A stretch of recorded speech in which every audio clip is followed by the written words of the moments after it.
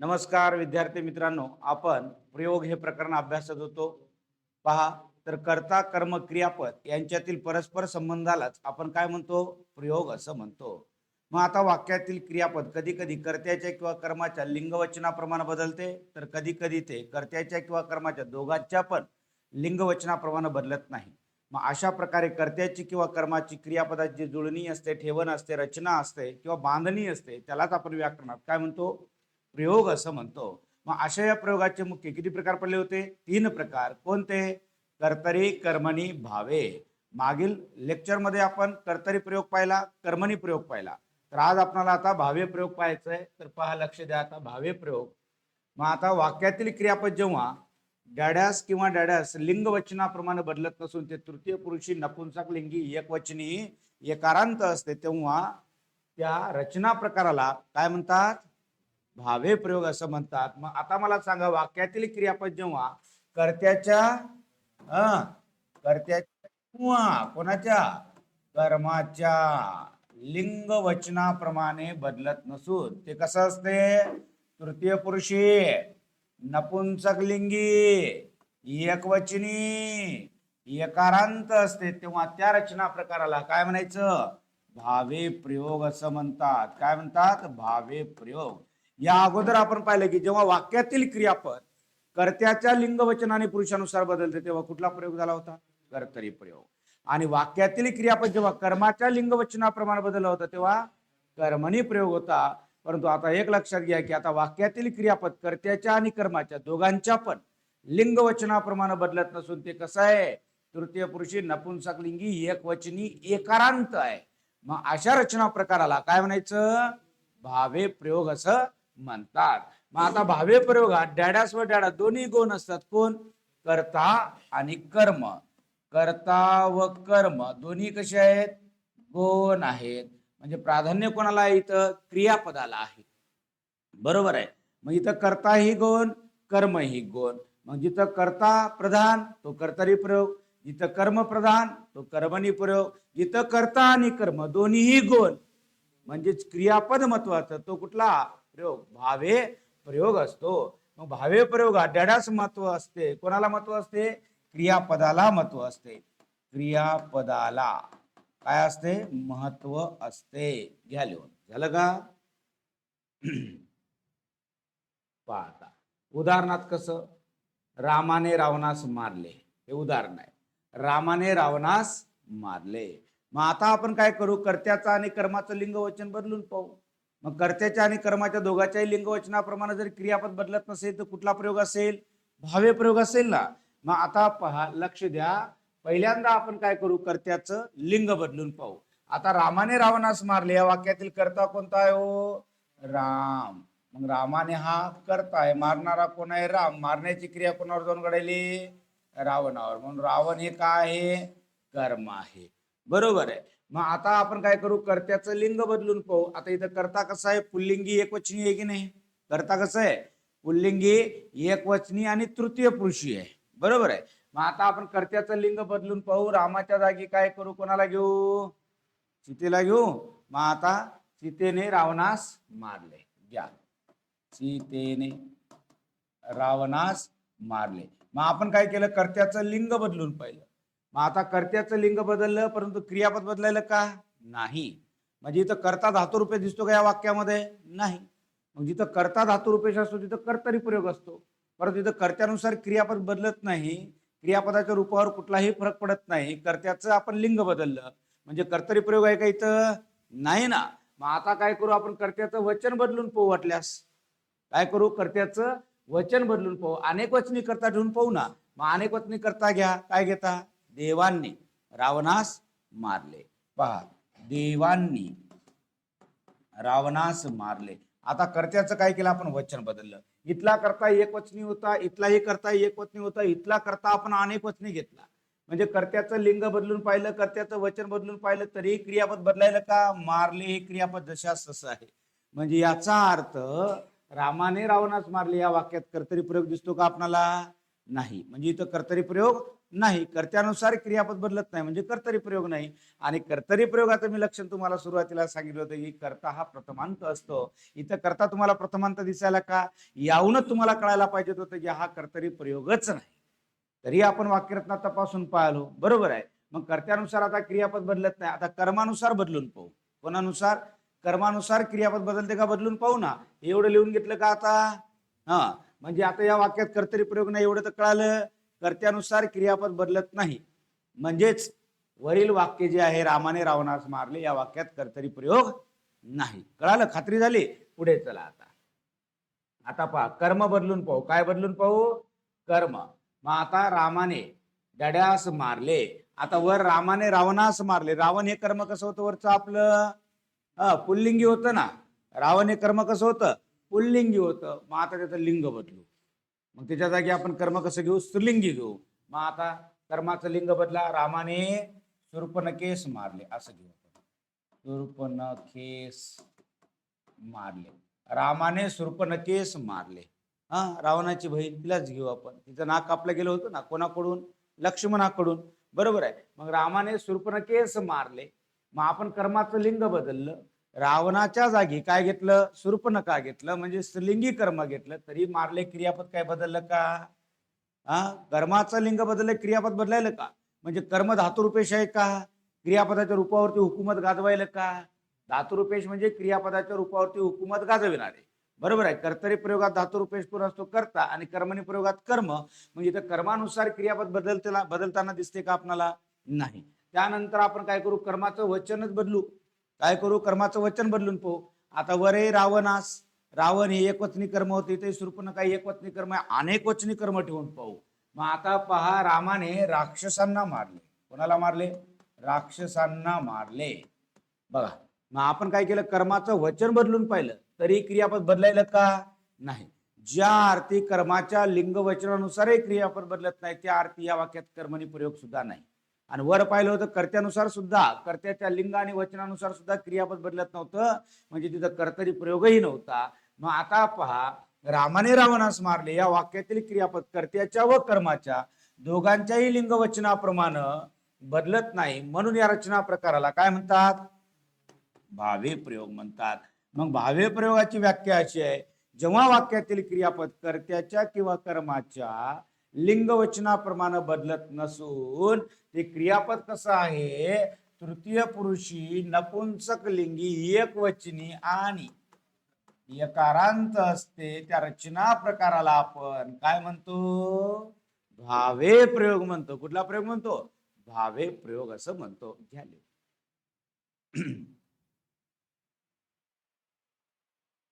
झालं.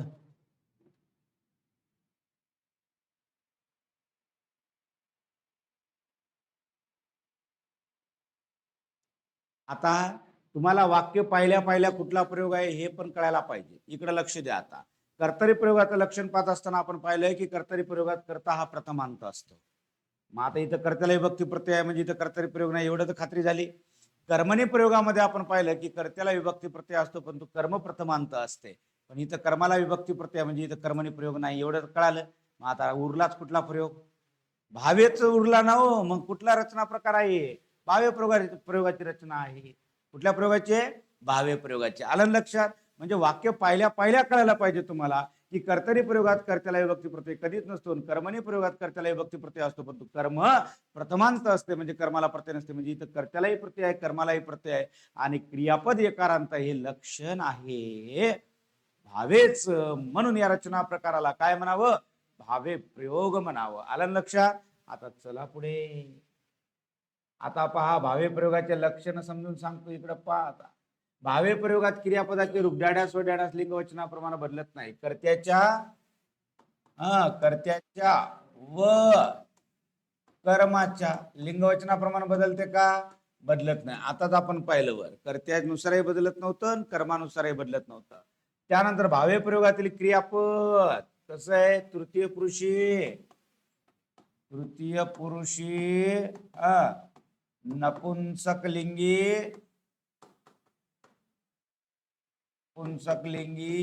एकवचनी कसं एकारांत असते. कसं असते? एकारांत आणि स्वतंत्र असते.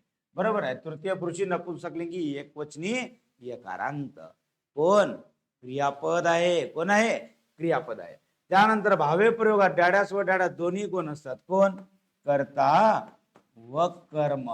दोन्ही कसे आहेत? कोण? कारण की कर्त्यानुसारही क्रियापद बदलत नाही, कर्मानुसारही क्रियापद बदलत नाही, म्हणजे दोन्ही कसे आहेत?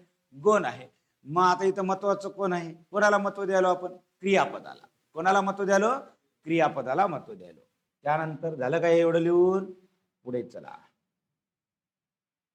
भावे प्रयोगात डॅड्यास व डॅड्यास याला महत्व नसून क्रियेचा भाव हा महत्वाचा असतो. मग भावे प्रयोगात कोणाला महत्व नसून? कर्ता व कर्म याला महत्व नसून क्रियेचा भाव महत्वाचा असतो. कर्ता व कर्म महत्वाचे नसून काय? क्रियेचा भाव, म्हणजे क्रियापदांना दर्शवलेला जो काही भाव आहे तो क्रियेचा भाव काय असतो? महत्वाचा असतो. मग भावे प्रयोगात डॅड्यास तृतीया, चतुर्थी, षष्टी विभक्तीत किंवा शब्दयोगी अव्ययांत असतो. कोण? कर्ता. पहा, भावे प्रयोगामध्ये कर्ता कसा आहे? तृतीय विभक्तीत आहे. कर्मणी प्रयोगात सुद्धा सेम असाच होता, हे की नाही?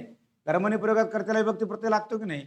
आणि मग तो कर्ता कसा होता? तृतीय विभक्ती, चतुर्थी विभक्ती, षष्टी विभक्तीत किंवा शब्दयोगी अव्ययांत असतो. भावे प्रयोगातही तसाच असतो कर्ता. तृतीय, चतुर्थी किंवा षष्टी विभक्तीत किंवा शब्दयोगी अव्ययांत असतो. त्यानंतर भावे प्रयोगातील क्रियापद डॅड्यास व डॅड्यास दोन्ही प्रकारचे असू शकते. सकर्मक, सकर्मक व अकर्मक. सकर्मक व अकर्मक दोन्ही प्रकारचे असू शकते. जसं की कर्तरी प्रयोगात आपण पाहिलं की क्रियापद सकर्मक होतं, अकर्मक होतं. परंतु कर्मणी प्रयोगामध्ये क्रियापद कसं होतं? सकर्मकच होतं. इथं आकर्मक क्रियापद होतं का? नाही. आणि इथं भावे प्रयोगामध्ये क्रियापद सकर्मक असू शकते आणि अकर्मक सुद्धा असू शकते. कळालं? त्यानंतर पुढे चला. आता पहा लक्षण. मग आता पहा कर्ता कसा आहे? हो, सप्रत्ययी आहे. कर्ता कसं आहे? सप्रत्यय. पण कर्त्याला कुठले कुठले प्रत्यय लागलेले आहेत? तृतीया, चतुर्थी, आणखी षष्टी, षष्ट्यांतही आहे, आणखी शब्दयोगी अव्ययांत सुद्धा आहे. पहा, कर्ता सप्रत्ययी आहे. सप्रत्ययी, सप्रत्ययी असतो. कसा असतो? सप्रत्ययी. मग कसा सप्रत्ययी असतो? कोणकोणते? तृतीयांत, कर्त्याला प्रत्यय कसं आहे? तृतीयात, तृतीयांतही असू शकतो. त्यानंतर चतुर्थांतही असू शकतो.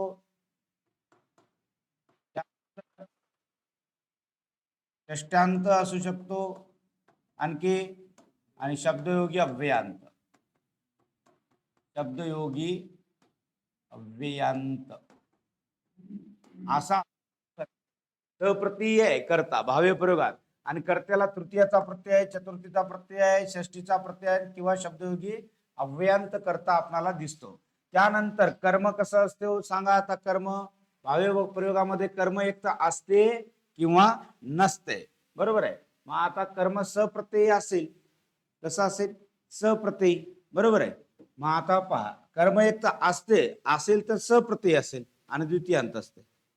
आता भावे प्रयोग आपण सांगालो की भावे प्रयोगामध्ये क्रियापद कसं असते? सकर्मक असते, अकर्मकही असते, म्हणजे कर्म असते किंवा नसते. मग आता एक तर असेल या सप्रत्ययी, सप्रत्ययी असेल तर मग आता कसं असेल? द्वितीयांत असेल. कर्माला कोणाचा प्रत्यय लागायलाय? द्वितीयाचा. किंवा मग कर्म नसते, कर्म नसते. बघा, सप्रत्यय असेल म्हणजे कर्म असेल तर द्वितीयांत असते किंवा कर्म नसते. आणि आता क्रियापद कसं आहे हो? क्रियापद भावे प्रयोगामधले क्रियापद कसं आहे? हो, तर ते तर आहेच की. बघा, तृतीय पुरुषी नपुंसकलिंगी एकवचनी आणि एकारांत. तृतीय पुरुषी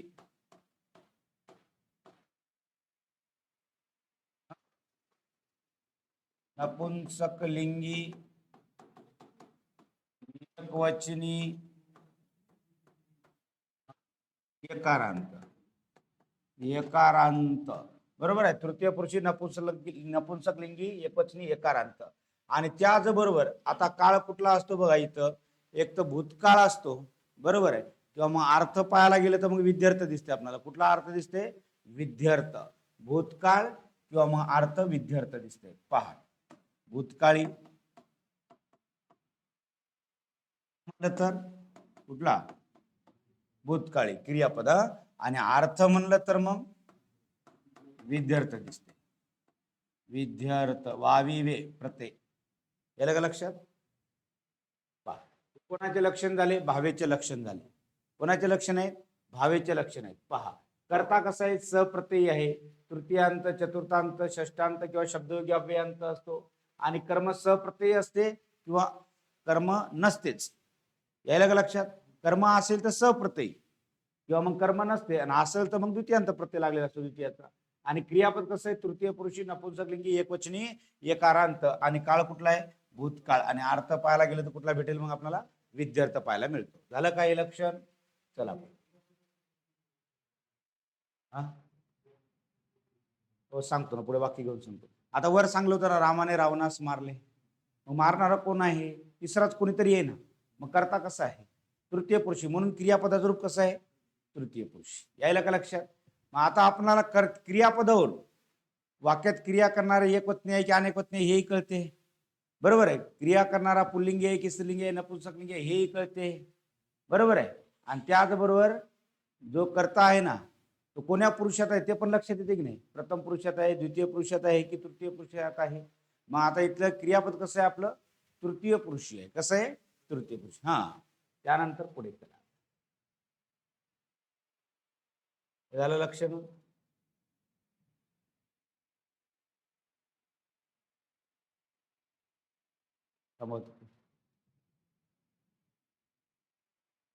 पहा आता प्रश्न.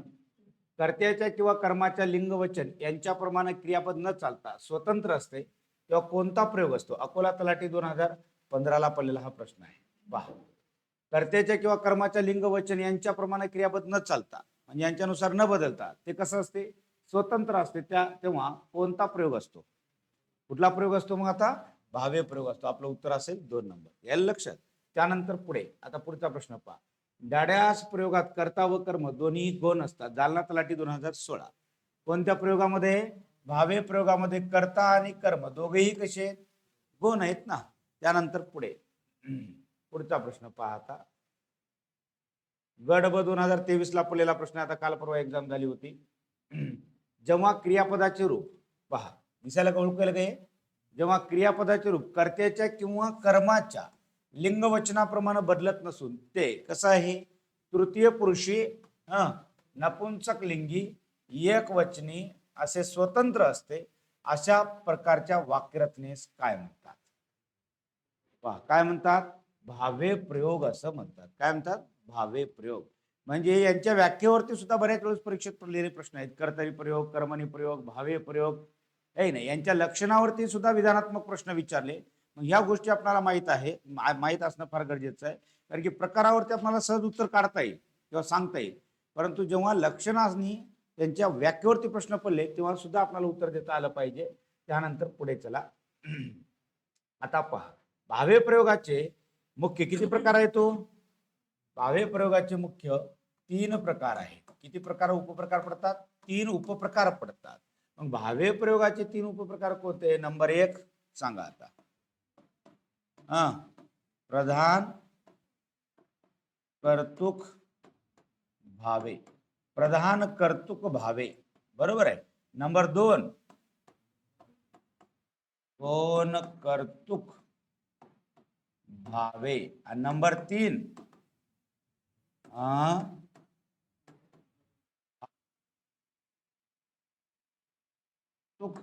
भावे किंवा अकर्तुक भावे. यालाच आपण अकर्तुक भावे असंही म्हणतो. मग भावेचे एकूण किती प्रकार पडले? हे 3 प्रकार. पहा कोणते? प्रधान कर्तुक भावे. इथं प्राधान्य कोणाला आहे? कर्त्याला. म्हणून त्याचं नाव पडलं प्रधान कर्तुक भावे. बरोबर आहे. जसं की आपण कर्मणीमध्ये पाहिलं होतं ना, प्रधान कर्तुक कर्मणी. कर्मानुसार जरी क्रियापद बदलत असेल तरी प्राधान्य दिलं होतं कर्त्याला, म्हणून ते प्रधान कर्तुक भावे कर्मणी. आणि इथं सुद्धा तसंच आहे.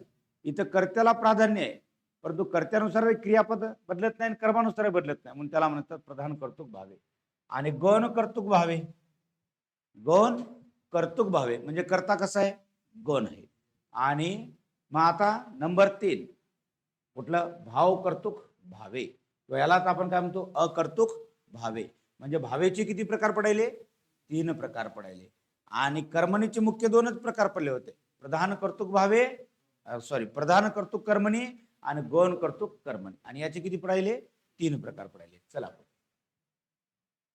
आता प्रधान कर्तृक भावे प्रयोग पाहू आपण. ज्या भावे प्रयोगातील कर्त्यास अर्थाच्या दृष्टीने प्राधान्य असते की नसते, प्राधान्य असते. अर्थाच्या दृष्टीने प्राधान्य असते, प्राधान्य असते, त्यास काय म्हणतात, प्रधान कर्तृक भावे असे म्हणतात. मग या प्रयोगात कर्ता डॅड्यास मानला जातो. कसा मानला जातो, प्रधान मानला जातो. प्रधान मानला जातो म्हणजे महत्वाचा मानला जातो. कोण, कर्ता. बरोबर आहे, कर्त्याला प्राधान्य आहे म्हणून कर्ता कसा मानला जातो, महत्वाचा मानला जातो. त्यानंतर पुढे झालं. प्रधान कर्तृक भावे प्रयोगाचे डॅड्यास प्रकार पडतात किती, 2. आता प्रधान कर्तृकचे सुद्धा किती प्रकार पडायले, 2. मग कोणते 2 प्रकार पडतात प्रधान कर्तृकचे, सकर्मक प्रधान कर्तृक भावे, सकर्मक प्रधान कर्तृक भावे. आणि नंबर 2 अकर्मक प्रधान कर्तृक भावे. आता या सकर्मक प्रधान कर्तृक भावेमध्ये कर्म असते आणि अकर्मक प्रधान कर्तृक भावेमध्ये कर्म नसते. परंतु प्रधान कोण आहे, कर्ताच आहे. प्राधान्य द्यालो कर्त्याला म्हणून त्याचं नाव आपलं प्रधान कर्तृक भावे. आणि याचे 2 प्रकार, सकर्मक प्रधान कर्तृक भावे आणि अकर्मक प्रधान कर्तृक भावे. तर चला पुढे चला. आता पहा प्रधान कर्तृक भावे प्रयोगाचे लक्षण. आता प्रधान कर्तृकचे किती प्रकार पडायले, 2. कोणते 2, एक सकर्मक प्रधान कर्तृक भावे आणि नंबर 2 अकर्मक प्रधान कर्तृक भावे. या दोन्हीचे लक्षण अगोदर समजून घेऊ आपण, बरोबर आहे. आणि नंतर मग त्याचे उदाहरणं वगैरे घेऊ. मग आता पहा इथं प्रधान कर्तृक भावेमध्ये, सकर्मक प्रधान कर्तृक भावेमध्ये कर्ता कसा असतो, इथला कर्ता शुद्ध तृतीय आणि चतुर्थांत असतो. तिकडे कर्मणी प्रयोगात जसं होतं की नाही तसंच आहे. मग इथं कर्ता कसं आहे, शुद्ध तृतीय. इथं सकर्मक प्रधान कर्तृक भावेमध्ये कर्ता शुद्ध तृतीय किंवा कोणत्या विभक्तीत असतो, चतुर्थी विभक्तीत असतो. तृतीयांत किंवा चतुर्थांत असतो कुठं, कर्ता सकर्मक प्रधान कर्तृक भावेमध्ये. आणि अकर्मक प्रधान कर्तृक भावेमध्ये सुद्धा कर्ता असाच आहे, फक्त इकडे कर्म नाही ना, काय नाही, कर्म नाही. मग इथलाही कर्ता कसा आहे, शुद्ध तृतीय म्हणजे तृतीयांत किंवा मग चतुर्थांत म्हणजे चतुर्थी विभक्तीमध्ये असतो. दोन्हीकडे कसं आहे, सारखंच आहे. आता इथं कर्म कसं असते, सप्रत्ययी. इथलं कर्म कसं आहे, सप्रत्ययी. आणि कोण्या विभक्तीत असेल मग, द्वितीयांत असते, द्वितीयांत, सप्रत्ययी द्वितीयांत.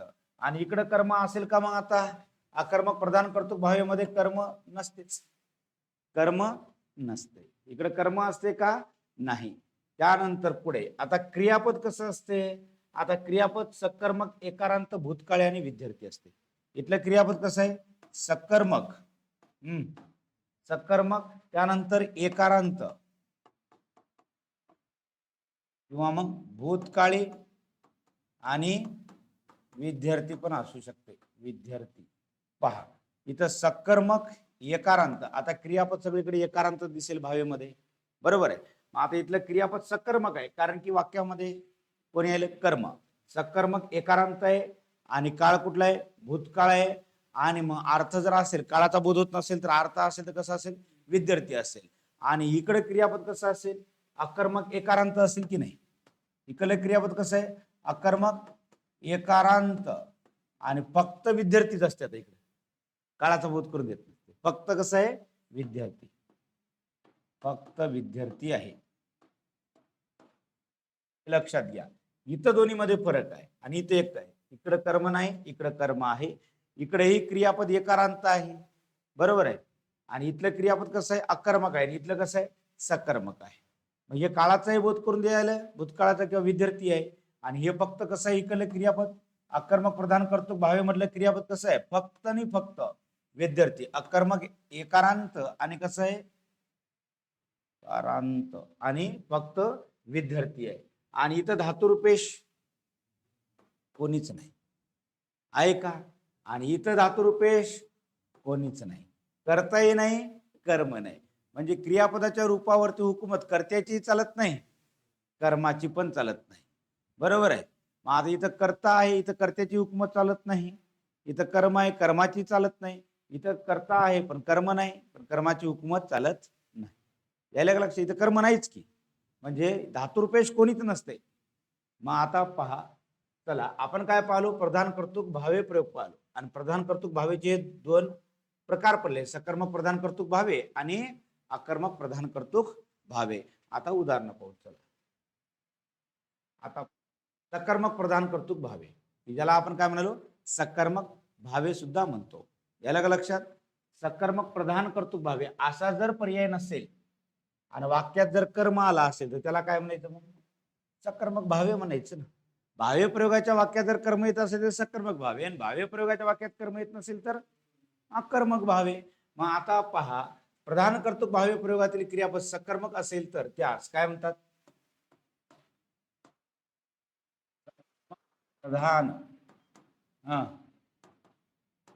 कर्तृक भावे प्रयोग असे म्हणतात मग सकर्मक भावे प्रयोगाच्या वाक्यात डॅडॅस व डॅडॅस या दोन्हीला सुद्धा प्रत्यय लागतात कर्त्याला व कर्माला कर्त्याला व कर्माला इथं कर्म आहे आणि कर्मालाही प्रत्यय आहे कर्म सप्रत्यय आहे द्वितीयांत आणि कर्त्याला तो विभक्ती प्रत्यय लागलेला असतो त्यानंतर मग आता आपण वरच पाहिलं इथं सकर्मक प्रधान कर्तृक भावेमध्ये कर्ता शुद्ध तृतीयांत किंवा चतुर्थांत असतो आणि कर्म कसं आहे द्वितीयांत आहे त्यानंतर सकर्मक भावे प्रयोगात कर्ता प्रधान असतो म्हणून या भावे प्रयोगाला डॅडॅस असे म्हणतात काय म्हणतात प्रधान कर्तृक भावे सकर्मक प्रधान कर्तृक भावे सकर्मक प्रधान कर्तृक भावे चला पुढे कर्ता डॅडॅस विभक्तीत आहे कोणी विभक्तीत आहे शुद्ध तृतीया किंवा चतुर्थांत शुद्ध तृतीया किंवा कोण्या विभक्तीत आणखी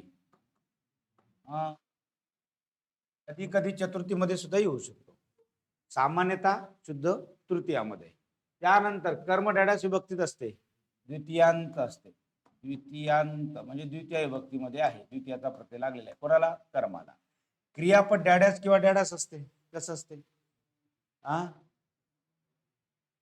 नाही ना आपण सकर्मक प्रधान कर्तृकच भावे पाहिलो ना आता अकर्मकचा काय प्रश्न आहे इथं मग क्रियापद कसं आहे इथं भूतकाळी किंवा विद्यार्थी असते बरोबर आहे भूतकाळी किंवा विद्यार्थी विद्यार्थी आणि त्याचबरोबर ते तर एकारांत आहेच की तिथं ठरलेलंच आहे आता सगळीकडं भावे प्रयोगामधलं क्रियापद सगळीकडं कसं आहे तृतीय पुरुषी नपुंसकलिंगी एकवचनी एकारांत स्वतंत्र ठरलेलंच आहे आता सगळीकडे ठरलेलं आहे ते परत परत सांगायची गरज आहे का ती एकारांत असते म्हणजे असते कसं असते एकारांत असते बरोबर आहे त्यानंतर सकर्मक भावे प्रयोगाच्या वाक्यातील कर्म डॅडॅस असते कसं असते सकर्मक भावे प्रयोगाच्या वाक्यातील कर्म डॅडॅस असते कर्म कसं असते सप्रत्ययी असते ना सप्रत्ययी असते म्हणा कसं असते सप्रत्ययी म्हणजे त्याला प्रत्यय लागलेला असतो सप्रत्ययी असते आणि मग सकर्मक भावे प्रयोगाच्या वाक्यातील कर्म डॅडॅस नसते म्हणजे कसं नसते प्रथमांत नसते कसं नसते प्रथमांत नसते प्रथमांत नसते झालं मग आता पाहू आता उदाहरण आपण चला पहा कविताने अनिलला घरी बोलावले बोलावले पहा पहिल्यांदा क्रियापद समजून घ्या एकारांत आहे कसं आहे एकारांत हे भावे प्रयोगाचं लक्षण आहे की नाही आता फक्त भावेचे लक्षण पहा क्रियापद हे तृतीय पुरुषी नपुंसकलिंगी एकवचनी एकारांत असते बरोबर आहे एकारांत दिसायला क्रियापदाचं रूप मग आपण काय पाहिलो प्रधान कर्तृक भावे आणि प्रधान कर्तृक भावेमध्ये सकर्मक प्रधान कर्तृक भावे. मग सकर्मक प्रधान कर्तृक भावे प्रयोगामध्ये कर्त्याला कुठले प्रत्यय लागलेले असतात? कर्ता शुद्ध तृतीयामध्ये असतो किंवा चतुर्थी विभक्तीमध्ये. आला शुद्ध तृतीयामध्ये ने प्रत्यय कर्ता. आणि मग आता सकर्मक प्रधान कर्तृक भावेमध्ये कर्म असते, कर्माला कोणता प्रत्यय लागलेला असतो? द्वितीयांत. ते द्वितीयांत असते. आलं का? द्वितीयांत. बरोबर आहे. आणि मग आता एक लक्षात घ्या, एवढं तर कळायलं की आता हा प्रधान कर्तृक भावे आहे. बरोबर आहे. आणि प्रधान कर्तृक भावेमध्ये वाक्यात कर्म आल्यामुळे आपण म्हणालो सकर्मक प्रधान कर्तृक भावे. मग आता हे वाक्यरचना भावे प्रयोगाचे हे कशावर लक्षात येईल तुम्हाला? वाक्यातील कर्त्याच्या किंवा कर्माच्या लिंग वचनानुसार क्रियापद बदलत नसेल तर भावे. मग आपला कर्ता कोण आहे? कविता आहे. कविताने अनिलला घरी बोलावले. कविताच्या जागी पुल्लिंगी कर्ता ठेवा. संतोषने अनिलला घरी बोलावले. काय झाला का बदल? अनेक वचने करता ठेवा. त्यांनी अनिलला घरी बोलावले. झाला का बदल? म्हणजे कर्तरी प्रयोग आहे का इथं? नाही. कर्म बदलून पहा. अनिल हे कर्म आहे की नाही आपलं? मग आता कविताने सविताला घरी बोलावले. झाला का बदल? कर्माचं लिंग बदल व्हायला का? कर्माचं वचन बदला. कविताने त्यांना घरी बोलावले. म्हणजे कर्त्यानुसार बदलत कर्त्यानुसार क्रियापद बदलत नाही, कर्मानुसार बदलत नाही. एवढं तर कळालं आपल्याला की 100%. कुठला प्रयोग आहे? भावे. तुम्हाला वाक्यरचना पहिल्याच कळायला पाहिजे की इकडे लक्ष द्या. आता कर्तरी प्रयोगामध्ये कर्ता कसा असतो? प्रथमांत असतो. कर्त्याला विभक्ती प्रत्यय नसतो. कर्मणीमध्ये कर्त्याला विभक्ती प्रत्यय असतो, पण कर्माला कधीच नसतो. मग आता याच्यावरून हे कळालं की अरे हे कोणता प्रयोग आहे? भावे आहे. आणि क्रियापद एकारांत हे भावेचं लक्षण आहे.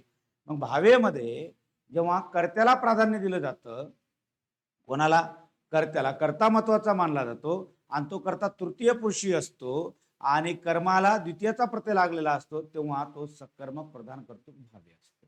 कुठला असतो? सकर्मक प्रधान कर्तृक भावे. आणि सकर्मक प्रधान कर्तृक भावेमध्ये क्रियापद भूतकाळी किंवा विद्यार्थी असते. कसं असते? क्रियापद भूतकाळी किंवा विद्यार्थी आणि एकारांत असते. हा आहे सकर्मक प्रधान कर्तृक भावे. आलं का लक्षात? त्यानंतर हरीने गाईला बांधले. आता बांधले क्रियापद भूतकाळी आले की नाही आता? आणि एकारांत. एवढं तर कळायला हा भावे आहे. याच्यावरून कळाला आता भावे आहे. संपलं. आणि मग कर्ता कसा असेल? तृतीय.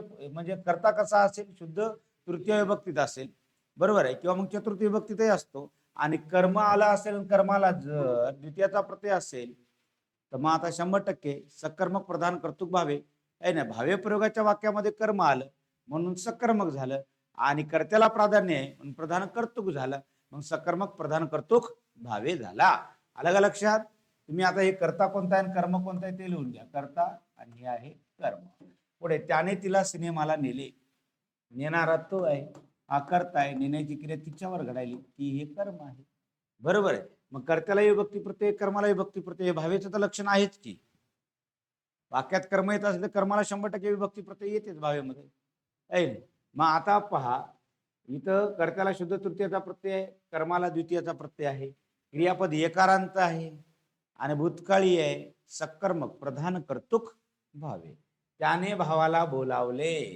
त्याने कर्ता, बोलवण्याची क्रिया भावावर कर्म. कळालं? बोलावले क्रियापद एकारांत, सकर्मक प्रधान कर्तृक भावे. कारण की वाक्यात कर्म आलं. भावे प्रयोगाच्या वाक्यात जर कर्म येत असेल तर त्याला म्हणायचं सकर्मक प्रधान कर्तृक भावे. आणि भावे प्रयोगाच्या वाक्यात कर्म आलं की 100% त्याला विभक्ती प्रत्यय लागलेलाच असतो. ते अप्रत्ययी कधीच नसते. ते कसं असते? सप्रत्ययीच असते. कसं असते? सप्रत्ययी. त्यानंतर विदूषकाने प्रेक्षकाला हसविले. आता हसवणारा कोण आहे? विदूषक आहे. प्रेक्षकांना हे कोण आहे? कर्म आहे. बरोबर. हसवले क्रियापद एकारांत आहे, भूतकाळी आहे, सकर्मक प्रधान कर्तृक भावे. कारण की भावे प्रयोगाच्या वाक्यात कोण आलं? कर्म. त्यानंतर आईने पोह्यांना गरम केले. आईने पोह्यांना गरम केले. मग आता करणारी कोण आहे? आई. आई कोण आहे? कर्ता. आणि पोह्यांना हे काय? कर्म आहे. बरोबर आहे. मग केले क्रियापद एकारांत आहे, भूतकाळी आहे. बघा, मी हे जर वाक्य असं लिहिलं असतं, आईने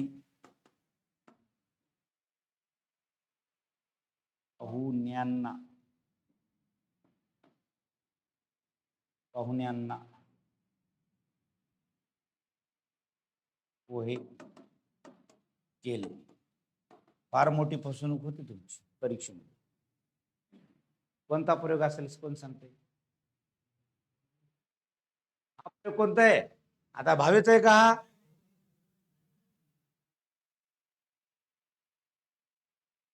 कोणता प्रयोग आहे ते सांगा. आता हे द्विकर्मक क्रियापद आहे केले आणि हे द्विकर्मक नाही. यायला का लक्षात? हे द्विकर्मक क्रियापद आहे कोणतं? केले. मग आता पहा, आईने पाहुण्यांना पोहे केले. करणारी कोण आहे? आई. आई करता आहे. करण्याची क्रिया पाहुण्यावर व्हायली आणि पोह्यावर व्हायली. पोहे हे प्रत्यक्ष कर्म आहे. बरोबर आहे. आणि मग द्विकर्मक क्रियापद असणाऱ्या वाक्यामध्ये प्रत्यक्ष कर्मावरून काय प्रयोग ठरत असतो की नाही? मग आता पोहे केले, पोह्याच्या जागी खिचडी घ्या ना. आईने पाहुण्यांना खिचडी केली. कर्मानुसार क्रियापद बदलायला कर्मणी प्रयोग आहे. हे प्रयोग कुठला आहे? कर्मणी. कर्मणीमध्ये प्रधान कर्तृक कर्मणी. हे कर्मणी प्रधान कर्तृक कर्मणी हे प्रधान कर्तृक भावे. प्रधान कर्तृक भावे. प्रधान कर्तृक भावेमध्ये सकर्मक प्रधान कर्तृक भावे. याला का लक्षात? दोन्हीमध्ये फरक काय आला की नाही लक्षात? मग आता इथं पहा, इथं कर्मानुसार क्रियापद बदलायला, इथं बदलत नाही. कर्मानुसार पोह्यांना गरम केले, खिचडीला गरम केले, बदलायला का? खिचडीला गरम केले, वर्णाला गरम केले, काय बदल झाला का? हा, इथं बदल होत नाही कर्मानुसार. आणि कर्त्यानुसार होत नाही. आईने पोह्यांना गरम केले, बाबाने पोह्यांना गरम केले, काय बदल झाला? त्यांनी पोह्यांना गरम केले नाही. म्हणजे हा भावे आहे प्रधान कर्तृक भावे, हा आहे प्रधान कर्तृक कर्मणी. याला का लक्षात? चला पुढे. जवानांनी दहशतवाद्यास पकडले. जवानांनी करता, दहशतवाद्यास कर्म. मग हे पकडले क्रियापद एकारांत, भूतकाळी, भावे प्रयोग. आणि मग आता वाक्यात कर्म आलं म्हणून सकर्मक प्रधान कर्तृक भावे. आईने लहान बाळाला निजविले. मग आई करता आणि बाळाला कर्म. हे लक्षात. त्यानंतर पुढे भावेमध्ये बघूत ना, पुढे नसते. नसते. एक तर कर्तरीमध्ये येईल, नाही तर मग कर्मणीमध्ये. हो. त्यानंतर श्रीकृष्णाने अर्जुनाला समजाविले. आता पहा, कर्ता कोण आहे? श्रीकृष्ण. कर्म कोण आहे? अर्जुनाला. आणि क्रियापद एकारांत आहे म्हणजे भावे आहे. वाक्यात कर्म आलं म्हणून सकर्मक प्रधान कर्तृक भावे. मग तुम्ही प्रधान कर्तृक का म्हणाले याला? की जिथं कर्त्याला तृतीयाचा प्रत्यय, शुद्ध तृतीयाचा किंवा चतुर्थीचा प्रत्यय असतो आणि वाक्यात कर्म असते, मग तेव्हा तुम्ही त्याला सकर्मक प्रधान कर्तृक भावे म्हणता. त्यानंतर शिक्षकाने विद्यार्थ्याला मारले. शिक्षकाने कर्ता आहे, विद्यार्थ्यांना काय आहे? कर्म आहे. त्यानंतर लोकांनी त्याला डोक्यावर घेतले. लोकांनी करता आहे, त्याला कर्म आहे. बरोबर आहे. आईने मुलाला चालवावे. आईने मुलाला चालवावे. आता आलं का विद्यार्थी? आता कसं आलं? विद्यार्थी क्रियापद आलं. वर कसे आले होते क्रियापद? भूतकाळी आले होते. बरोबर आहे. इथं सकर्मक प्रधान कर्तृक भावेमध्ये क्रियापद एक तर भूतकाळी असते किंवा विद्यार्थी असते. मग इथला कर्ता कसा आहे? शुद्ध तृतीयामध्ये आहे. कर्माला विभक्ती प्रत्यय लागलेला आहे द्वितीयाचा आणि क्रियापदाचं रूप विद्यार्थी आहे. बरोबर आहे. त्यानंतर पोलिसांनी चोरा शोधून काढले. पोलिसांनी चोरा शोधून काढले. पोलिसांनी करता, चोरास कर्म. बरोबर आहे. त्यानंतर आई वडिलांनी मुलांना मायेने वाढविले. आई वडिलांनी करता, मुलांना कर्म. आलं लक्षात? कळालं? हा आहे प्रधान कर्तृक भावे पाहिलेला आपण प्रयोग. आणि प्रधान कर्तृक भावेमध्ये सकर्मक प्रधान कर्तृक भावे पाहिलो. त्यानंतर पुढे मग प्रधान कर्तृक भावे, ज्याला आकर्मक भावे म्हणता येईल. त्यानंतर आता प्रधान कर्तृक भावे प्रयोगातील क्रियापद आकर्मक असेल तर त्यास काय म्हणायला पाहिजे?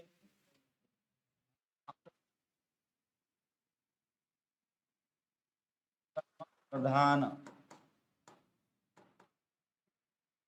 कर्तृक भावे. आकर्मक प्रधान कर्तृक भावे प्रयोग असे म्हणतात. जेव्हा आकर्मक प्रधान कर्तृक भावे प्रयोगाच्या वाक्यातील कर्ता प्रधान असतो तेव्हा त्या प्रयोगाला काय म्हणतात? आकर्मक प्रधान कर्तृक भावे म्हणतात. मग आता कर्ता डॅडॅस व डॅडॅस विभक्तीत असतो. आता इथलाही कर्ता तसंच आहे ना, शुद्ध तृतीया आणि आणखी शुद्ध तृतीया किंवा मग चतुर्थीमध्ये असतो, चतुर्थी विभक्तीत असतो. कर्म असते की नसते? कर्म नसते. आणि क्रियापद डॅडॅस असते, विद्यार्थी असते. फक्त कसं आहे क्रियापद? विद्यार्थीच आहे. आकर्मक भावे प्रयोगामध्ये क्रियापद कसं आहे? आकर्मक प्रधान कर्तृक भावेमध्ये क्रियापद कसं आहे? विद्यार्थीच असते. कसं असते? विद्यार्थी. झालं का? झालं. चला मग पुढे. त्याने आता घरी जावे. पहा क्रियापद कसं आहे? विद्यार्थी एक नाही. त्याने आता घरी जावे. मग जाणारा कोण आहे? तो कर्ता आहे. जाण्याची क्रिया त्याच्यावरच घडायला, वाक्यात कर्म नाही. आणि मग कर्त्याला प्राधान्य दिला. कर्ता शुद्ध तृतीय विभक्तीत आहे. बरोबर आहे. कर्ता कसं आहे?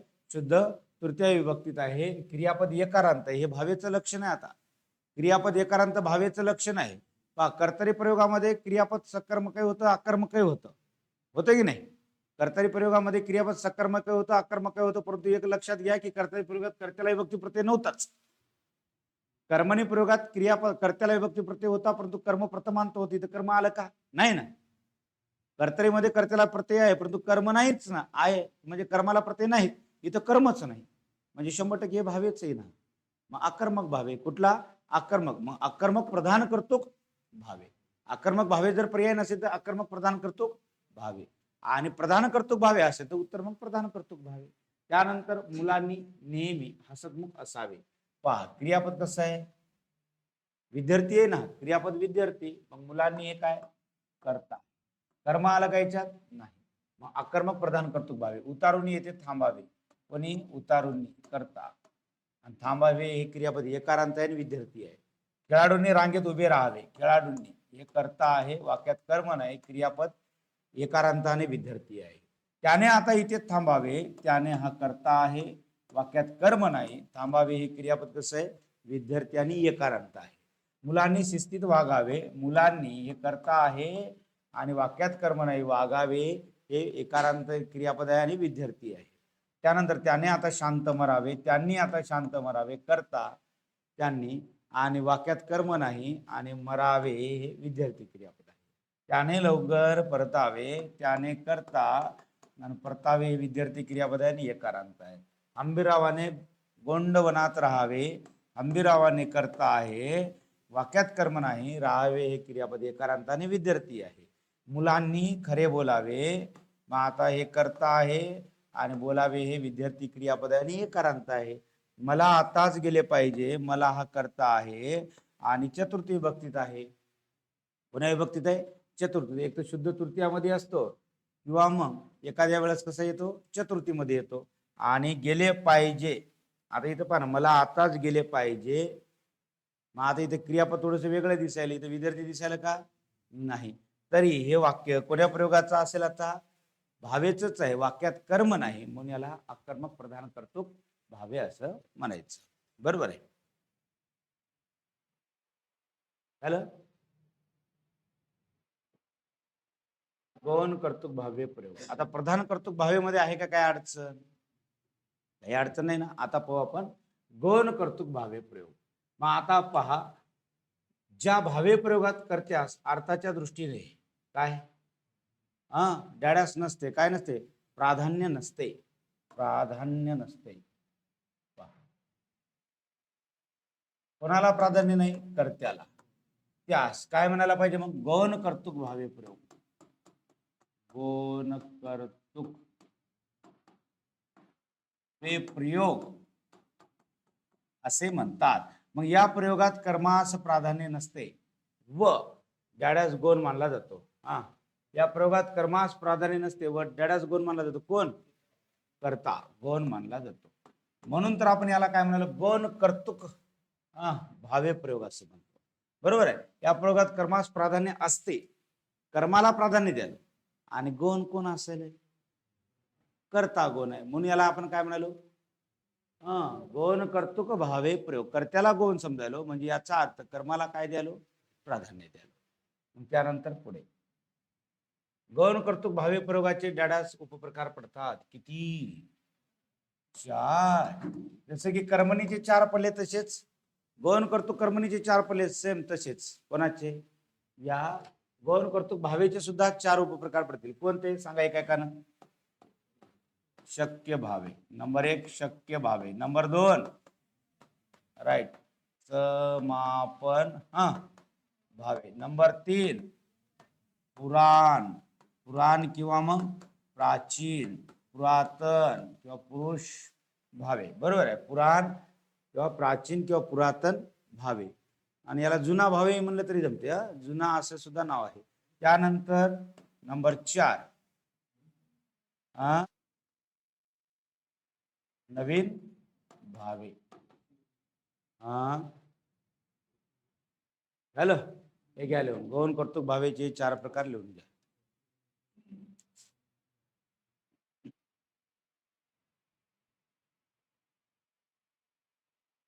झालं. चला पुढे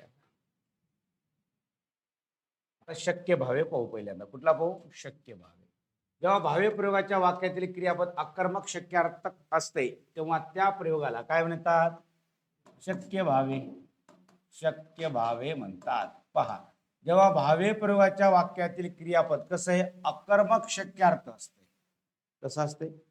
आकर्मक शक्यार्थ असते. म्हणजे शक्य क्रियापद येईल पण वाक्यात कोण नाही? कर्म नाही. मग त्याला तेव्हा त्या प्रयोगाला काय म्हणतात? शक्य भावे म्हणतात. आणि सकर्मक शक्यार्थ क्रियापदाचा नेहमी कोणता प्रयोग होतो? शक्य कर्मणी प्रयोग होतो. शक्य क्रियापदाच्या वाक्यामध्ये जर कर्म येत असेल तर कर्मणी, शक्य कर्मणी. शक्य क्रियापद असणाऱ्या वाक्यामध्ये जर कर्म येत असेल तर शक्य भावे प्रयोग असतो. कारण की शक्य क्रियापद दोन्ही स्वरूपाचे आपण पाहिलं. सकर्मकही असते, अकर्मक असते. सकर्मक असेल तर शक्य कर्मणी, अकर्मक असेल तर शक्य भावे. मग आता अकर्मक शक्यार्थ क्रियापदाचा नेहमी शक्य डॅडॅस प्रयोग असतो. अकर्मक शक्यार्थ क्रियापदाचा नेहमी शक्य भावे प्रयोग असतो. शक्य भावे प्रयोग. आता कर्ता डॅडॅस विभक्तीत असतो. आता कर्ता कोणा विभक्तीत आहे? सविकर्णी तृतीया किंवा चतुर्थी. तिकल्यासारखंच आहे. सविकर्णी तृतीया, सविकर्णी तृतीया किंवा चतुर्थी विभक्तीत असतो. पहा, सविकर्णी तृतीया असतो किंवा मग चतुर्थी विभक्तीत असतो. मग आता कर्म इथं काय? आता कर्म नाही ना, कर्म नसते. आणि क्रियापद कसं असेल? मग आता शक्य क्रियापद. शक्य क्रियापद. पण शक्य कसं आहे? अकर्मक शक्यार्थ क्रियापद. हे कसं आहे? अकर्मक शक्यार्थ क्रियापद असते.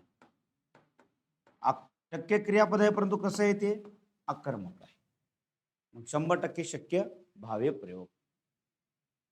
आता शक्य कर्मणी आणि शक्य भावे मधला फरक लक्षात यायला की नाही तुम्हाला? दोन्हीकडे कसं आहे? कर्त्याला विभक्ती प्रत्यय कुठला आहे? सविकर्णी तृतीय किंवा चतुर्थी. आता कर्मणीमध्ये कर्त्याला प्रत्यय असतो ना, मग कर्मणीमध्ये काय? कर्म आहे. शक्य क्रियापद आहे पण वाक्यात कर्म आहे. कर्माला कुठलाच प्रत्यय नाही. आणि इथं काय आहे? कर्म नाही. अकर्मक शक्यार्थ क्रियापदाच्या वाक्यामध्ये कर्म जर नसेल, आहे नाही. आता शक्य क्रियापदाच्या वाक्यात जर कर्म नसेल, जिथे शक्य क्रियापदाच्या वाक्यात कर्म नसेल तर 100% मग कुठला होतो? शक्य भावे प्रयोग होतो. पहा, आजारानंतर आता हसवते. बाळाला आजारानंतर आता हसवते. हसवते कोणतं क्रियापद आहे? शक्य क्रियापद आहे की नाही? शक्य क्रियापद कशाला म्हणतात त्याची आपण व्याख्या पाहिली होती. क्रियापदाच्या रूपावरून त्या वाक्यातील कर्त्याला एखादी क्रिया करण्याचं सामर्थ्य आहे अथवा नाही त्या कर्त्याच्या अंगी, तर ते क्रियापद कुठलं असते? शक्य क्रियापद असते. मग हे शक्य क्रियापद आहे. बाळाला आजारानंतर आता हसवते. हसणारा कोण आहे? बाळ आहे. बाळ या वाक्याचा काय आहे? कर्ता आहे. आता कर्त्याच्या अंगी एवढं मोठं सामर्थ्य आलं, कोणती क्रिया करण्याचं? हसण्याची क्रिया करण्याचं सामर्थ्य आहे असं लक्षात येईल. म्हणजे या वाक्यातील क्रियापद शक्य क्रियापद आहे. मग आता हसण्याची क्रिया कोणावर घडायली? कोणावरच नाही, बाळावरच घडायली. म्हणजे कर्म आहे का? मग इथं हसण्याची क्रिया बाळाकडून स्वाभाविकपणे पार पडायली ना, बरोबर आहे. वाक्यात कर्म आहे का? नाही. म्हणजे शक्य क्रियापद कसं आहे? अकर्मक आहे. मग अकर्मक शक्यार्थ क्रियापदाचा नेहमीच कोणता प्रयोग होत असतो? शक्य भावे होत असतो ना. कुठला होत असतो? भावे. आणि सकर्मक शक्यार्थ क्रियापदाचा नेहमी शक्य कर्मणी प्रयोग होत असतो. कुठला होत असतो? शक्य कर्मणी. आलं का लक्षात? आता दोन्हीकडे कर्ता सारखाच आहे, इकडं आणि इकडं. इकडेही कर्त्याला सविकर्णी तृतीयामध्ये तरी असतो, नाही तर चतुर्थीचा प्रत्यय लागलेला असतो. इथं चतुर्थीचा प्रत्यय आला का? आता इथं बाळाला कोणता विभक्तीचा प्रत्यय आला? चतुर्थीचा आला. त्यानंतर आता पहा, त्याच्याने आजारानंतर बसवते. त्याच्याने आजारानंतर बसवते. मग बसणारा कोण आहे? तो. आता इथला कर्ता कसा आहे? सविकर्णी तृतीयामध्ये आहे. बसवते हे क्रियापद शक्य आहे, वाक्यात कर्म नाही. म्हणजे अकर्मक शक्यार्थ क्रियापदाचा नेहमी शक्य भावे प्रयोग होत असतो. त्यानंतर आजोबांना आता मैलभर चालवते. आजोबांना आता मैलभर चालवते, चालणारे कोण आहेत? आजोबा. चालण्याची क्रिया आजोबावरच घडायली. कर्म एका वाक्यात नाही. चालवते क्रियापद कसं आहे? अकर्मक शक्यार्थ क्रियापद आहे, म्हणजे शक्य भावे. आणि तिला आता नाचवते, तिला आता नाचवते. नाचणारी कोण आहे? ती.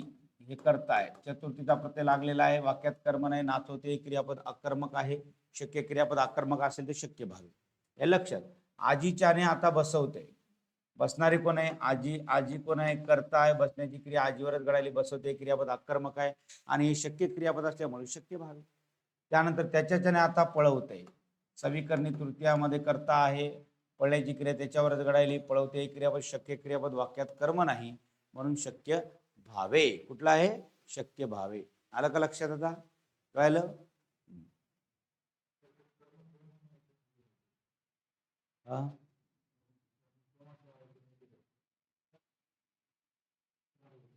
हो. मग आता सांगा ते उदाहरणात. गड्याच्याने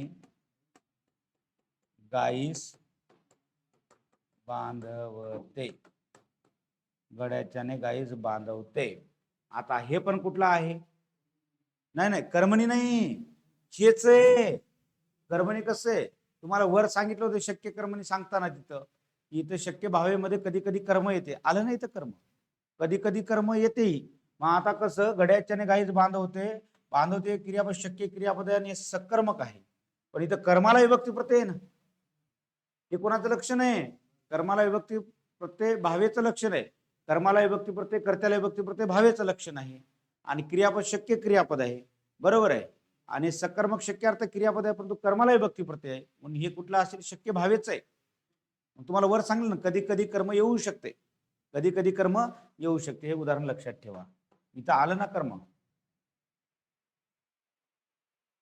आलं लक्षात? हे पण कशाच आहे? शक्य भावेच आहे. लिहा शक्य भावे. आणखी एक कोणतं दिलं सांगा.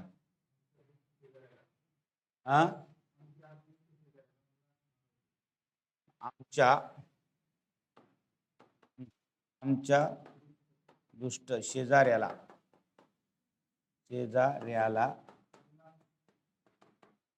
मुलास मारवते. आता हे जरी उदाहरण कुठलं म्हणलं तर काय सांगता यालाय? हे शक्य भावे. आमच्या दुष्ट शेजाऱ्याला मुलास मारवते. मग आता मारणारा कोण आहे? शेजारी. शेजाऱ्याला काही नाही. मग हे करता आहे. मारण्याची क्रिया कोणावर घडायली? मुलावर.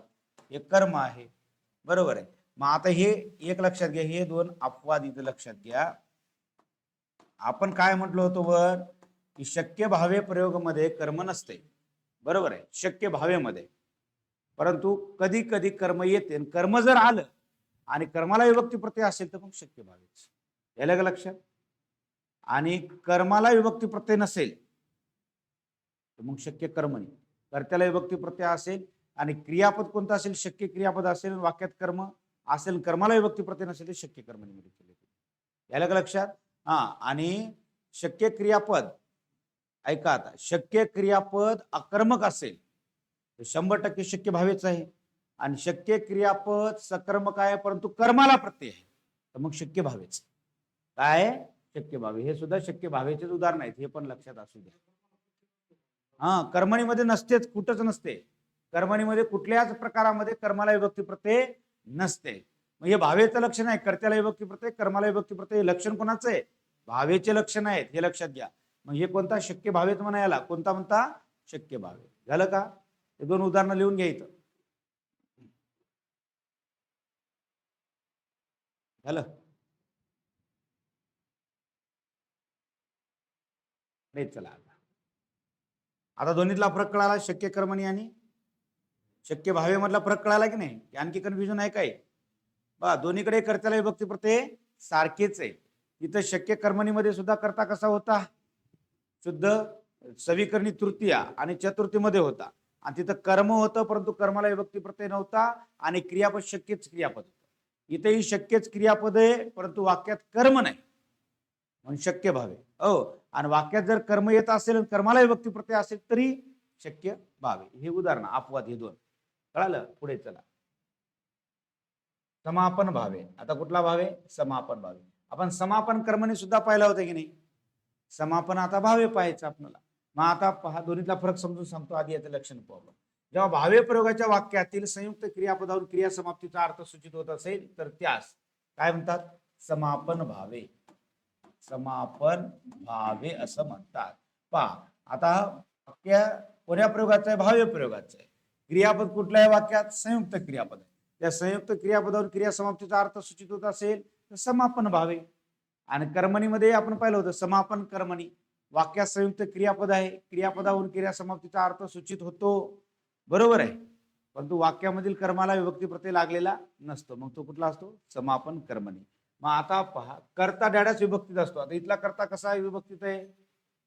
कर्ता कोणत्या विभक्तीत आहे? इथं षष्टी विभक्तीत असतो, बरोबर आहे. कर्ता षष्टी विभक्तीत. तिकडे सुद्धा कसा होता? षष्टी विभक्तीत होता. समापन कर्मणीमध्ये सुद्धा कर्ता कोण्या विभक्तीत आहे?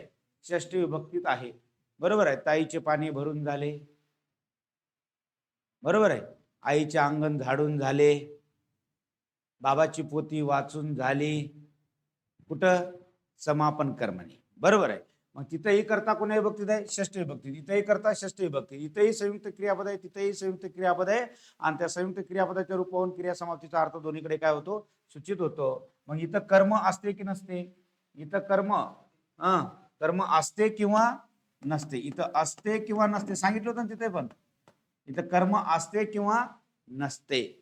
कर्म जर असेल तर कर्माला इथे विभक्ती प्रत्यय आहे, आणि कर्म नसेल तर काय अडचणच नाही की. मग संयुक्त क्रियापद असेल आणि संयुक्त क्रियापदावरून क्रिया समाप्तीचा अर्थ सूचित होत असेल तर समापनच भावे आहे नाही.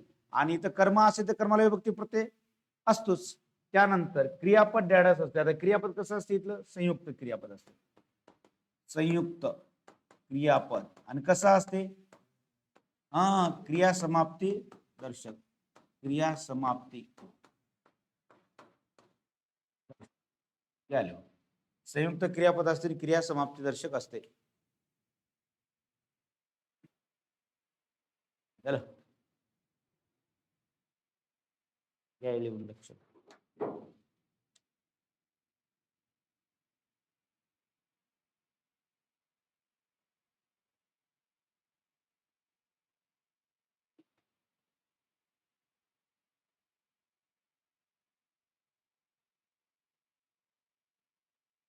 झालं. तिचे बोलून झाले, तिचे बोलून झाले. आता इथं क्रियापद बोलून झाले संयुक्त क्रियापद आहे. कोणतं क्रियापद आहे? संयुक्त क्रियापद आहे. आणि इथले क्रियापद एकारांत आहे ना, बरोबर आहे. तिचे बोलून झाले. क्रिया समाप्ती दर्शक आहे की नाही? बोलून झाले. मग आता बोलणारी कोण आहे? ती. तिचे हे काय वाक्याचा कर्ता आहे. पहा, कर्त्याला षष्टीचा प्रत्यय आहे, क्रियापद संयुक्त क्रियापद आहे. आणि क्रियापद कसं आहे? क्रिया समाप्ती दर्शक आहे. वाक्यात कर्म नाही, वाक्यात कर्म नाही. कर्म असते किंवा नसते. मग हा कुठला असेल? समापन भावे असेल. बाबाची पोती वाचून झाली म्हणालो आपण, बरोबर आहे. बाबाची पोती वाचून झाली. आता बाबाची इथं ची प्रत्यय लागला की नाही षष्टीचा? पोती हे कर्म आहे, पण कर्माला कुठला प्रत्यय आहे का? वाचून झाली हे क्रियापद कसं आहे? संयुक्त आहे आणि क्रिया समाप्ती दर्शक आहे, परंतु एकारांत नाही. क्रियापद एकारांत आहे का? वाचून झाली नाही ना. मग आता हे लक्षण कोणाचे? कर्मणीचे आहे. मग ते समापन कर्मणी प्रयोग. कुठला होता? समापन. हा कुठला आहे? समापन भावे प्रयोग. त्याचे खेळून झाले, खेळणारा तो आहे. खेळून झाले हे क्रियापद आहे, क्रिया समाप्ती दर्शक काय आहे? क्रियापद. वाक्यात कर्म आहे का? नाही. म्हणजे कुठला आहे? समापन भावे प्रयोग आहे. त्यानंतर त्याचे लिहून झाले, लिहून झाले. पहा, लिहून झाले संयुक्त क्रियापद आहे, क्रिया समाप्ती दर्शक आहे. त्याचे वाक्याचा कर्ता आहे. मग हा समापन भावे आहे. रामाचे पोहून झाले, पोहून झाले. मग रामाचे हा कर्ता आहे. पोहून झाले क्रियापद संयुक्त क्रियापद आहे, क्रिया समाप्ती दर्शक क्रियापद आहे की नाही. त्यानंतर पुढे श्वेताचे हसून झाले, हसून हे क्रिया संयुक्त क्रियापद आलेलं आहे आणि क्रिया समाप्ती दर्शक आहे. श्वेताचे हे कर्ता आहे, बरोबर आहे. आजोबाचे चालून झाले, चालून झाले संयुक्त क्रियापद आहे, क्रिया समाप्ती दर्शक आहे. आजोबाचा हा कर्ता आहे, आजोबाचा हा काय? कर्ता आहे. कर्मणी प्रयोगामध्ये कर्म येतेच आणि कर्माला विभक्ती प्रत्यय नसते. इथं कर्म असते किंवा नसते. कर्त्याला षष्टीचा प्रत्यय इथे आहे, तिथे आहे. इथेही संयुक्त क्रियापद आहे, तिथे आहे. इथलेही संयुक्त क्रियापद क्रिया समाप्ती दर्शक अर्थ सूचित होतो, तिथेही तोच अर्थ सूचित होतो. फरक एवढाच आहे, इथं कर्म नाही आणि कर्म जर आलं तर इथं कर्माला विभक्ती प्रत्यय लागतो. आलं का लक्षात? मग आता हे कोणता झाला? समापन भावे. पोलिसाचे चोरास पकडून झाले. आलं बघा आता कर्म. पोलिसाचे चोरास पकडून झाले. आता पकडून झाले संयुक्त क्रियापद आहे, क्रिया समाप्ती दर्शक. कर्ता कोण आहे? पोलीस हा कर्ता आहे. चोर हे काय? कर्म आहे. कर्माला विभक्ती प्रत्यय लागला. कर्मणीमध्ये लागते का? समापन कर्मणीमध्ये. मग आता कसं येईल तिथं हे वाक्य? पोलिसाचा चोर पकडून झाला. पोलिसाचा चोर पकडून झाला. मग आता मी जर असं म्हणलं पोलिसाचा चोर पकडून झाला तर कोणीकडे गेले मग तुम्ही? पोलिसांचा चोर पकडून झाला. आता कुठे गेले? हे आहे समापन कर्मणी. समापन कर्मणी. आलं का लक्षात? वाक्यात कर्म आलं आणि कर्माला विभक्ती प्रत्यय नाही. हे कर्मणीचं लक्षण आहे. वाक्यात कर्म येते परंतु कर्माला विभक्ती प्रत्यय नसते. कर्म नसेल तर कर्मणी प्रयोग कधीच नसतो, हे लक्षात घ्या. कर्म नसेल वाक्यात कर्मणी प्रयोग कधीच नसतो. मग आता इथेही षष्टीचा प्रत्यय, इथेही षष्टीचा प्रत्यय, इथे संयुक्त क्रियापद, इथे संयुक्त क्रियापद, दोन्ही क्रियापद कसे आहेत? क्रिया समाप्ती दर्शकाच आहेत. बरोबर आहे. परंतु इथं कर्माला विभक्ती प्रत्यय, इथं कर्माला विभक्ती प्रत्यय नाही. कुत्र्याचे मांजरास पळवून झाले. मग आता कुत्र्याचे हे कर्ता आहे, मांजर हे काय? कर्म आहे. बरोबर आहे. मग आता हेच वाक्य जर तुम्हाला तिकडे न्यायचं असेल समापन कर्मणीमध्ये तर कसं नेता? कुत्र्याचा मांजर पळून झाला म्हणावं लागेल. आता कुत्र्याचा मांजर पळून झाला आहे की नाही? पळून झाला म्हणा, नाही तर कुत्र्याचा मांजर, कुत्र्याचे मांजर पळून झाले असे जमते. झाले म्हणलं तरी जमते. कुत्र्याचे मांजर पळून झाले. मग आता तुम्ही मांजर पळून झाले तर मग मांजराचं लिंग बदला ना. कुत्र्याचा बोका पळून झाला, बदल व्हायला ना, म्हणजे कर्मणीमध्ये गेले तुम्ही सरळ गेले की नाही? त्यानंतर श्रीकृष्णाचे जरासंधास मारून झाले. श्रीकृष्णाचे कर्ता जरासंधास कर्म आहे. त्यानंतर त्याचे पिऊन झाले. त्याचे कर्ता कर्म नाही, पिऊन झाले. संयुक्त क्रियापद. आलं लक्षात? समजले की नाही? हा, मग हे कुठला होता? समापन भावे होता. त्यानंतर पुराण भावे. कुठला? पुराण भावे. पहा, हा प्रयोग डाडास मधून मराठीत आला. कुठून आला? संस्कृत मधून आला ना. इकडं पण संस्कृत मध्ये, इकडं पण संस्कृत मधूनच आलं ना. संस्कृत मधून मराठीत आला. संस्कृत प्रमाणे रचना हा असते. संस्कृत प्रमाणे रचना असते. कशाची? वाक्याची. प्राचीन मराठीतील वाक्य असतात. प्राचीन मराठीतील वाक्य असतात. त्यानंतर क्रियापदाला डाडास प्रत्यय असतो. कुठला? इजे. इजे इजे असा प्रत्यय असतो ना क्रियापदाला. तिकडं पण हेच आहे, पण तिथं कसं आहे? क्रियापद सकर्मक आहे आणि इथं कसं आहे? आकर्मक आहे. बस एवढाच फरक आहे. इकडं क्रियापद कसं आहे? कर्मणीमध्ये. पुराण कर्मणीमध्ये क्रियापद सकर्मक आहे आणि इथं कसं आहे? आकर्मक आहे. आणि दोन्हीकडे इजे इजे प्रत्यय आहे. पहा, क्रियापद डाडास असते. कसं असते? इथं आकर्मक असते आणि तिकडं कसं असते? पुराण कर्मणीमध्ये सकर्मक असते. कर्त्याला डाडास प्रत्यय असतो. आता कर्त्याला कुठला प्रत्यय? इथं कर्त्याला तृतीयाचा प्रत्यय आहे का? तृतीयाचा. बरोबर आहे. कुठला प्रत्यय असतो? तृतीयाचा प्रत्यय असतो. तृतीयाचा प्रत्यय असतो. मग पुण्यात्मके पापे स्वर्गा जाई दे, म्हणजे पुण्य केल्याने पुण्यात्मके पापे स्वर्गा जाईजे आणि पापात्मके पापे नरका जाईजे आणि पुण्यात्मके पापे स्वर्गा जाईजे. बरोबर आहे. मग आता पहा, मग आता इथं हे जा हा धातू कसा आहे ते लक्षात घ्या तुम्ही. गतिवाचक आहे की नाही? आणि गतिवाचक धातू कसे असतात सांगितलं तुम्हाला? आकर्मक असतात. मग आकर्मक धातूला जर इजे प्रत्यय लागत असेल, कुठला असेल? प्राचीन भावे असेल. कुठला असेल? भावे. मग आता इथं रचना कशी आहे? काव्यात्मक रचना असते, नाही? प्राचीन काव्यरत्ना असते. मग प्राचीन काव्यरत्ना आली. आता दुसरे कुठल्याही प्रयोगात अशी प्राचीन काव्यरत्ना असते का? एक तर असते कर्मणीमध्ये. कुठल्या? प्राचीन कर्मणीमध्ये. आणि एक ते यायले प्राचीन भावेमध्ये. मग आता इथं प्राचीन भावेमध्ये कसं?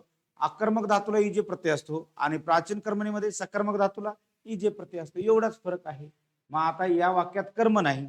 आता कर्म शोधायला जाऊ नका, तेच काय तुम्हाला सापडणार नाही. बरोबर आहे. मग आता पर्याय बघायचा खाली. अशी काव्यरूपी रचना दिसली का पाहायचं. प्राचीन मराठी म्हणजे प्राचीन मराठीतील काव्यरत्ना दिसली मग आपण समजून घ्यायचं, अरे हे तर प्राचीन भावे तरी असेल, नाही तर प्राचीन कर्मणी. मग दोन्हीपैकी पर्याय कोणता आहे खाली पाहायचं.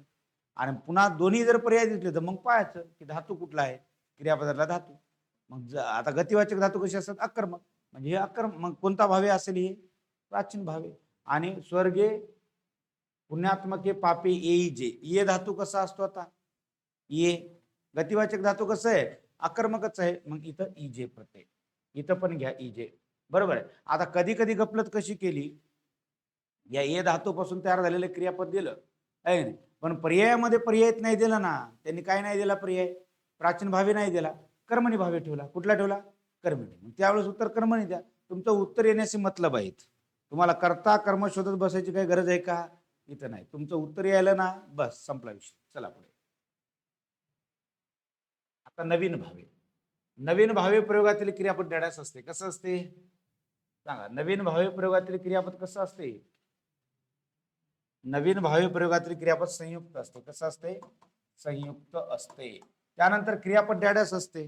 कसं असते क्रियापद, कसं असते इथलं, सकर्मक असते.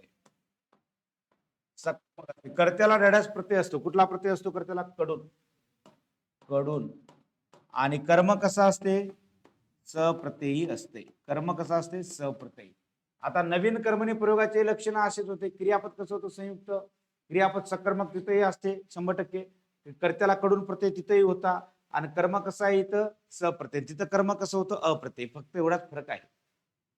तिथलं कर्म कसं होतं कर्मणीमध्ये, नवीन कर्मणीमध्ये कसं होतं, कर्म प्रथमांत होतं ना, अप्रत्यय. इथं कसं आहे, सप्रत्यय. इथं कर्माला प्रत्यय असतो. मग आता चला, त्याला पकडले गेले. आता इथं कर्म असते नाही, इथं कर्म असतेच, पण कर्माला विभक्ती प्रत्यय 100%च असतो. आता पहा, त्याला पकडले गेले. त्याला पकडले गेले कोणाकडून तरी, नाही पोलिसाकडून, असं घ्या. नाही तर पोलिसाकडून त्याला पकडले गेले. मग हा आपला कर्ता आहे ना, पोलिसाकडून. त्याला हे काय आपलं कर्म आहे. आणि कर्माला कुठला प्रत्यय, द्वितीयता इथं प्रत्यय असतो. कर्म सप्रत्ययी असते, आहे नाही. आणि मग हेच वाक्य जर तुम्हाला कुठं न्यायचं असेल नवीन कर्मणीमध्ये, तर कसं, पोलिसाकडून चोर पकडला गेला. पोलिसाकडून चोर पकडला गेला, याला नाही तर तो म्हणा, कर्माला प्रत्यय लावत नका. पोलिसाकडून तो पकडला गेला, याला का लक्षात. मग आता इथं पोलिसाकडून त्याला पकडले गेले म्हणजे हा कुठला प्रयोग असेल, भावे आहे. भावे, भावेमध्ये नवीन भावे. म्हणजे इथं कर्त्याला कडून प्रत्यय असतो. दोन्हीकडे कर्त्याला कसा आहे प्रत्यय, कडूनच असतो ना.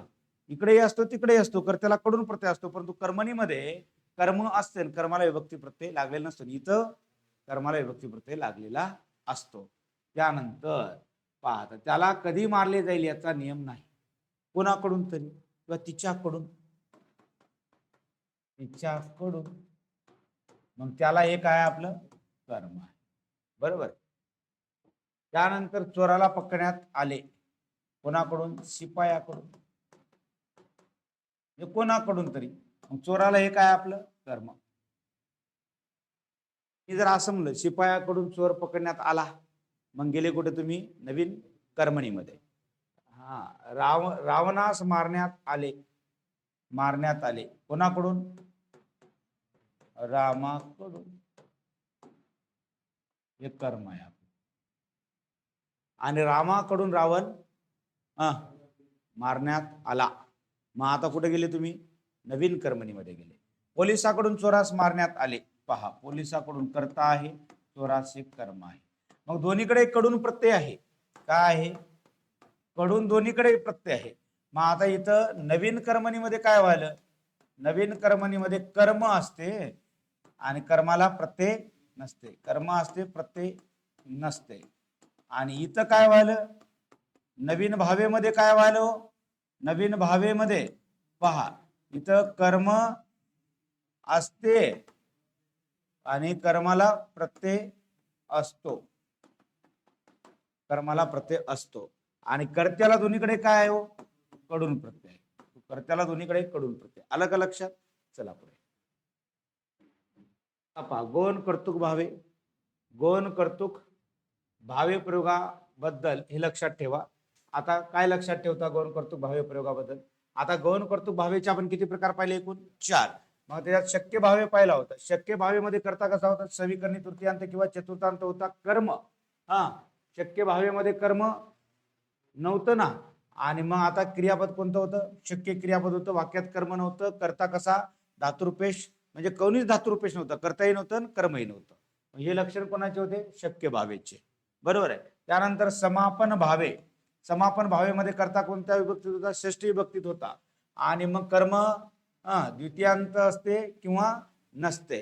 त्यानंतर क्रियापद कसं होतं? संयुक्त क्रियापद, आणि क्रिया समाप्ती दर्शक होतं. धातुरूपेश कोणीच नव्हतं. त्यानंतर पुराण भावेमध्ये कर्ता कसा आहे? तृतीयांत आहे, कर्म नव्हतं, आणि क्रियापदाला मूळ धातूला प्रत्यय इजे इजे प्रत्यय होते, आणि कोणीच धातुरूपेश नव्हतं. आणि नवीन भावेमध्ये कडून प्रत्यय होता कर्त्याला, कर्म सप्रत्ययी होतं, क्रियापद संयुक्त क्रियापद होतं, आणि धातुरूपेश कोणीच नव्हतं. आलं लक्षात? आता इथपर्यंत काय अडचण आहे का? तर आता आपण थांबू, बाकीचा भाग उद्याला पाहू. धन्यवाद.